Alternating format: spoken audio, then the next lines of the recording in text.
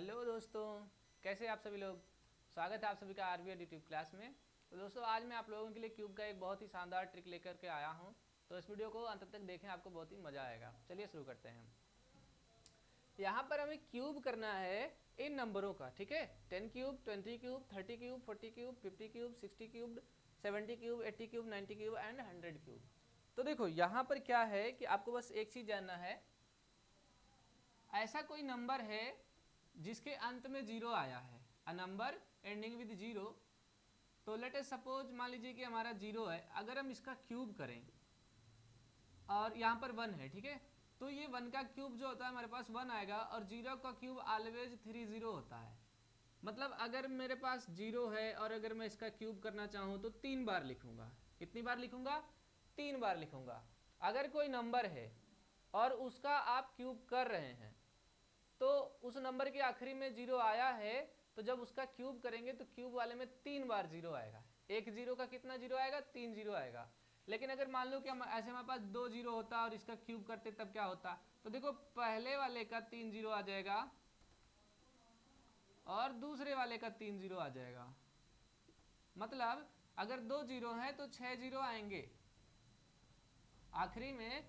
अगर 2 जीरो आया है, उसका हमें क्यूब करना है, तो हमें रिजल्ट में 6 जीरो आखिरी में देखने को मिलेगा। अगर आखिरी में 1 जीरो आया है, उसका क्यूब करना है, तो आखिरी में आपको रिजल्ट में 3 जीरो देखने को मिलेगा। और तो इसी प्रकार से मतलब ये है कि अगर कोई भी ऐसा नंबर है जिसके आखिरी में जीरो आया है और उसका हमें क्यूब करना है, तो जो रिजल्ट आएगा उसमें भी 3 जीरो होगा आखिरी में, ठीक है।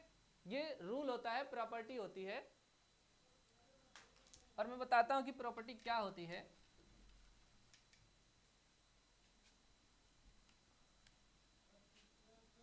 A number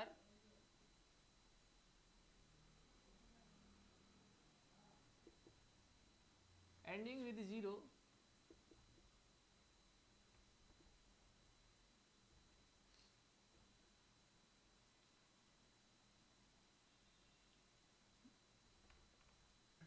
become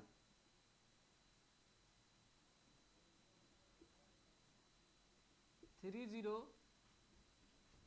in the end of cube।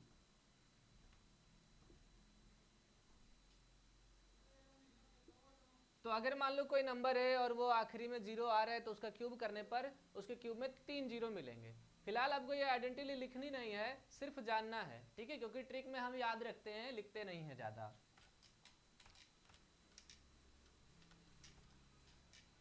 तो अब हम इन नंबरों का क्यूब करेंगे कैसे? देखो इसमें से मान लीजिए कि 2 नंबर है, मैं एक को डिटेल में समझा देता हूँ। जैसे मान लो मैं 20 का क्यूब करना था, तो उसको हम 2 पोर्शन में बांट लेंगे, एक नंबर हो जाएगा और एक जीरो हो जाएगा। इसका मान लो हमें क्यूब करना था तो उसको 2 पोर्शन में बांट लेंगे, एक तरफ नंबर हो जाएगा और एक तरफ जीरो हो जाएगा। अब इसका क्यूब और इसका क्यूब, इसका क्यूब कितना होता है? तो इसका क्यूब 8 होता है और इसका क्यूब कितना होता है? 1 2 3 0 होता है। इस प्रकार से 20 का जो क्यूब बनेगा वो कितना बनेगा? 8000 बनेगा। आपको क्या करना है, पहले नंबर का क्यूब करके लिख देना है, फिर 3 जीरो लगा देने हैं। तो ये समझ में आया?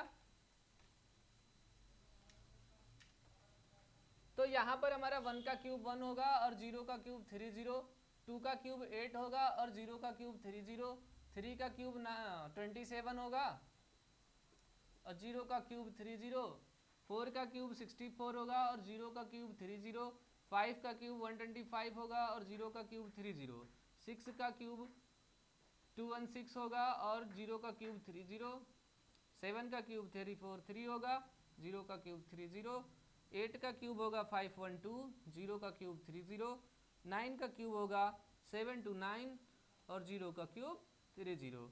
अब इसमें क्या है कि देखो 1 का क्यूब तो 1 होगा, लेकिन एक जीरो का जो क्यूब होगा वो 3 0 होगा और दूसरे क्यूब का भी जो जीरो होगा वो 3 0 होगा।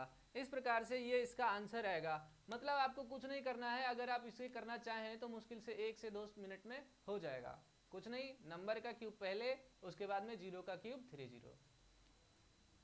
तो उम्मीद करता हूं कि इस वीडियो में आप लोगों को समझा पाया होगा। अगर ये वीडियो आप लोगों को हेल्पफुल लगा है तो वीडियो को लाइक करें, चैनल को सब्सक्राइब करें और अपने दोस्तों को भी शेयर करें। हाँ, कमेंट बॉक्स में ये जरूर बताएं आपको ये ट्रिक कैसी लगी।